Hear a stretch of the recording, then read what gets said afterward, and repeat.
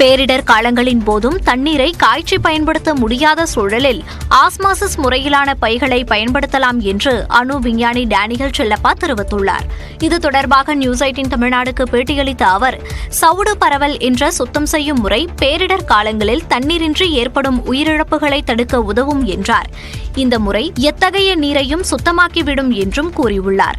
மெம்பரேனுக்கு எந்த பக்கம் கான்சன்ட்ரேஷன் எங்க திக்கா குளக்குளம் நிறைய இருக்கோ அடுத்த சைட்ல இருந்து ஆட்டோமேட்டிக் தண்ணி உள்ள வந்துடுது. அவ்வளவுதான். இதுதான் அதோட பிரின்சிபிள். இது ஆட்டோமேட்டிக் கரண்ட் வேண்டாம், எந்த விதமான எஃபர்ட்டும் இல்லை.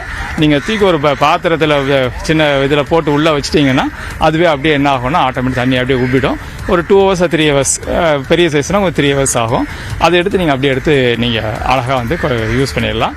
நாடு முழுவதும் பயன்பாட்டில் உள்ள இந்த சுத்திகரிப்பு முறை மும்பையில் உள்ள பாபா அணு ஆய்வு மையத்தில் அங்கீகரிக்கப்பட்டுள்ளதாக விஞ்ஞானி டேனியல் செல்லப்பா தெரிவித்தார். நம்ம சுனாமி பார்த்தோம், ஒரு 10 வருஷத்துக்கு முன்னாடி சுனாமி இருந்தது இல்லையா?